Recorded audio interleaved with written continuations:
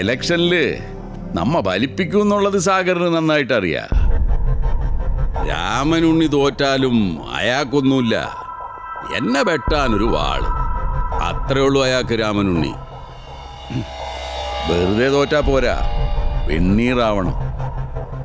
അതുകൊണ്ട് വേണം എനിക്ക് സാഗറിനെ ഗോപി തൊടിയിക്കാൻ. നാളത്തെ സമ്മേളനം അപ്പോ നമ്മ ആളെ കൂട്ടിയില്ലെങ്കിലും നാളെ ആള് കൂടും. ഏതായാലും അനൗൺസ്മെന്റും പോസ്റ്ററും ഒക്കെ ആയിട്ട് കാര്യങ്ങൾ കൊഴുക്കട്ടെ. അഡ്വക്കേറ്റ് രാമനുണ്ണി ഇന്ന് വൈകിട്ട് 5 മണിക്ക് പോലീസ് സ്റ്റേഷൻ മൈതാനിയിൽ നിങ്ങളെ അഭിസംബോധന ചെയ്ത് സംസാരിക്കുന്നു. ഈ യോഗം ഒരു വൻ വിജയമാക്കി തീർക്കുവാൻ എല്ലാ ജനാധിപത്യ വിശ്വാസികളെയും സാദരം ക്ഷണിച്ചുകൊള്ളുന്നു. അഡ്വക്കേറ്റ് രാമനുണ്ണി ഇന്ന് വൈകിട്ട് 5 മണിക്ക് എതിരാളികളെ രാഷ്ട്രീയമായി നേരിടുക എന്നുള്ളതാണ് നമ്മുടെ പുറത്തു പറയുന്ന നയം. അതുകൊണ്ട് പൊതുസ്ഥലത്ത് വെച്ച് ഒറ്റ ഒരുത്തനും രാമനുണ്ണിക്ക് നേരെ ചീറാനോ തുപ്പാനോ തോണ്ടാനോ പാടില്ല. പോളിംഗ് കഴിയുന്നത് വരെ. ആളുകൾ ചിലപ്പോൾ എമോഷണലായിട്ട് എന്തെങ്കിലും ചെയ്യണമെന്ന് പറയുമ്പോൾ അനുസരിക്കുന്ന പോലെ ചെയ്യണ്ടെന്ന് പറയുമ്പോഴും അനുസരിക്കണം. അതാണ് അണി. ഓന്റെ സമ്മേളനത്തിന് നമ്മുടെ ഒരാളും കച്ചറ ഉണ്ടാക്കരുത്, മനസ്സിലായോ? അല്ല, സഖാവിന്റെ പേരെപ്പോഴാണ് ഡിക്ലെയർ ചെയ്യുന്നത്?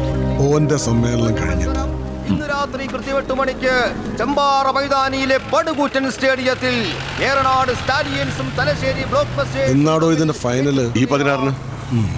അന്നല്ലേ നോമിനേഷൻ വിഡ്രോ ചെയ്യാനുള്ള ലാസ്റ്റ് ദിവസം. അതെ. അപ്പൊ കളി കാണാം. നമ്മള് ഒന്ന് രാജിവെച്ച വേണ്ട, രാജിവെക്കണമെന്നൊന്നും മനസ്സിൽ വിചാരിച്ചാ മതി, ഉടനെ പിടിച്ച് പുറത്താക്കും. അതാണല്ലോ ഈ CDPന്റെ രീതി. നിങ്ങൾക്കറിയാല, ഇപ്പൊ തന്നെ സ്വന്തം MLA സ്ഥാനം പോലും പോട്ടെ പുല്ലെന്ന് പറഞ്ഞിട്ട് വലിച്ചെറിഞ്ഞ് കളഞ്ഞിറങ്ങിപ്പോന്ന ആളാണ് ഈ രാമനുണ്ണി. എന്താ കാര്യം? CDPന്റെ വികലമായ രാഷ്ട്രീയ നയങ്ങൾ സഹിക്കാൻ വയ്യാത്തോണ്ടാ. അതുകൊണ്ടാണ് ഞങ്ങൾ പറയുന്നത്, ആ ധീരത, ആ ആദർശ ശുദ്ധി, അതാണ് രാമനുണ്ണിയെ NSPക്ക് സ്വീകാര്യനാക്കിയ. ഞാനിപ്പോ എന്തിനൊക്കെ കൂടുതൽ പറയുന്നത്?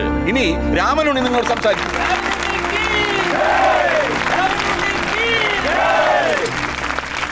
പ്രിയപ്പെട്ട സഖാക്കളെ, അങ്ങനെ തുടങ്ങണതായിരുന്നു പതിവ്.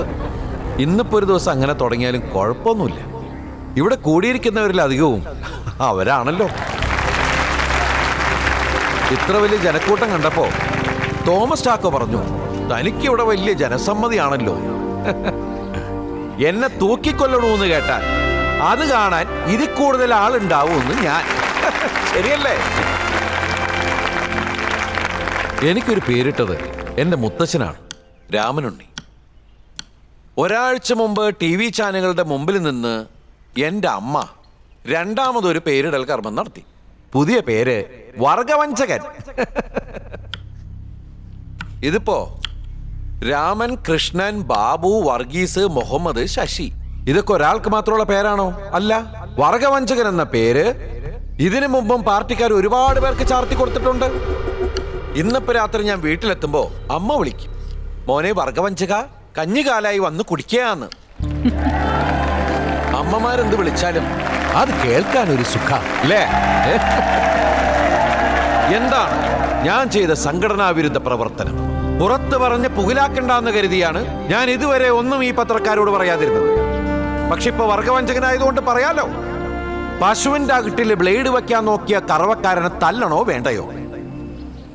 തല്ലണം, കാരണം നോക്കി തല്ലണം. വീടില്ലാത്ത 1000-ഓളം പാവങ്ങൾക്ക് പതിച്ചു കൊടുക്കാൻ 10 വർഷം മുമ്പ് സർക്കാർ ഏറ്റെടുത്ത 50 ഏക്കർ ഭൂമി ഒരു പ്രവാസി വ്യവസായിക്ക് വെറും ചായക്കാശിന് കൈമാറാൻ ഇവിടുത്തെ ജില്ലാ സെക്രട്ടറി അമ്പാടി മോഹനൻ ശ്രമിച്ചപ്പോ ഞാൻ എതിർത്തതാണ് ഞാൻ ചെയ്ത സംഘടനാ വിരുദ്ധ പ്രവർത്തനം, അല്ലെങ്കിൽ വർഗവഞ്ചന.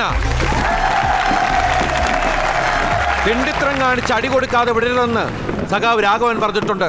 രക്തസാക്ഷി രാഘവൻ, എന്റെ അച്ഛൻ. അതുകൊണ്ടാണ് കൊടുത്തത് ഖനത്തിൽ ഒരെണ്ണം അമ്പാടി മോന്റെ ചകിട്ടത്ത്.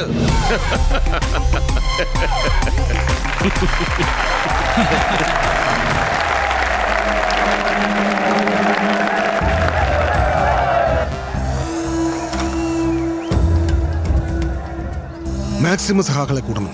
പ്രകടനം വിടുന്ന പുറപ്പെടുന്നത്.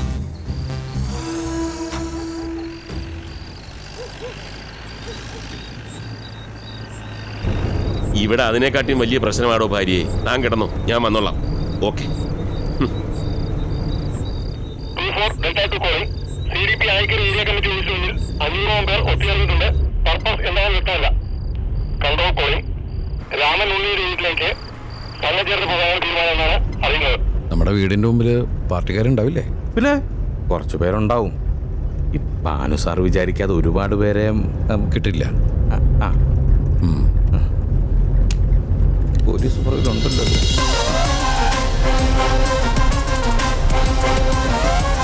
പകല് പോയാൽ മതിയായിരുന്നു. അല്ല, പേടിക്കാനൊന്നുമില്ല. പോലീസുകാരെ നമ്മുടെ ഒപ്പം ഉണ്ടല്ലോ, മുമ്പിലുണ്ട് പുറകിലുണ്ട്. അതുകൊണ്ട് പേടിക്കണം.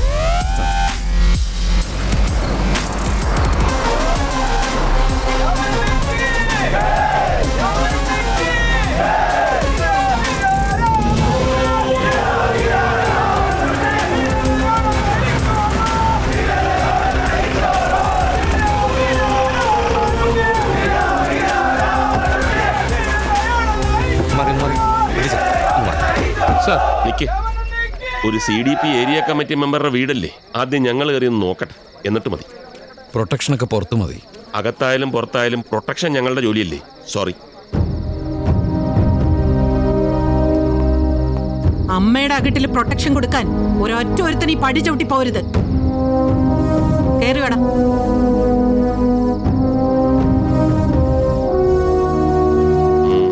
ചെല്ല്. അപ്പൊ ശരി, രാവിലെ ഗസ്റ്റ് ഹൗസിൽ കാണാം. വേണ്ട, നാളെ നമുക്ക് ഒരുമിച്ച് ഗസ്റ്റ് ഹൗസിൽ പോവാം. വാ. അപ്പൊ ഇന്ന് ഇവിടെയാണോ താമസം? ഇന്ന് മാത്രമല്ല, ഇനി എന്നും. ടീച്ചർ വാ, ഒരു കഞ്ഞി കുടിക്കാം. ആ, കഞ്ഞി കുടിക്കട്ടെ. കഞ്ഞി കുടിക്കാൻ തന്നെയാണോ?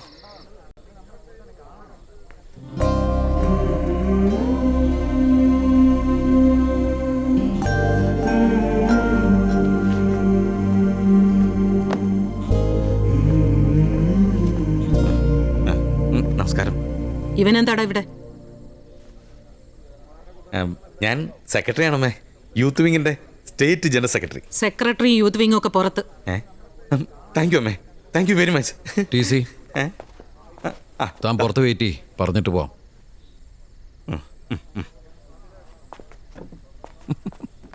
സഖാവേ.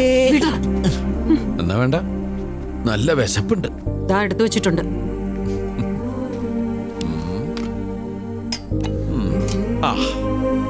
എന്റെ പ്രസംഗം TV-യിൽ അമ്മ കാണുന്നു. ഇങ്ങോട്ട് വരുമ്പോ അച്ചിങ്ങമെഴുക്കുവരട്ടി എനിക്ക് വേണ്ടി ഉണ്ടാക്കി വെക്കുന്ന എനിക്കറിയായിരുന്നു. എത്ര വേഗം പഠിച്ചു അമ്മമാരുടെ മെഴുക്ക് പുരട്ടിയ പൈങ്കിളി വാചകങ്ങള്. പൈങ്കിളി കാണിക്കാം, പറയരുത്.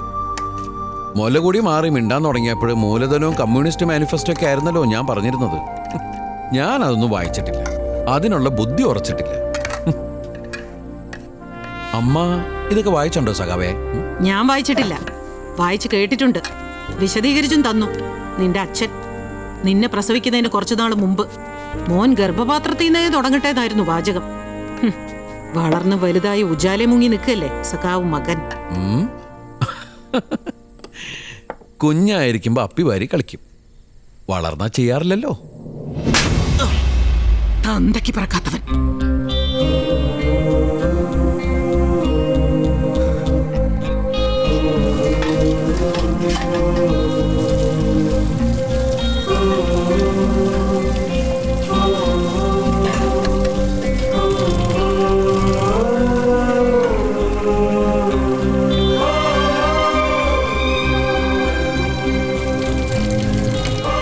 ഈ വാചകം അമ്മ മാറ്റി പറയുന്ന ദിവസം ഇങ്ങോട്ട് വേണ്ട, അങ്ങോട്ട് പറയും ഞാൻ.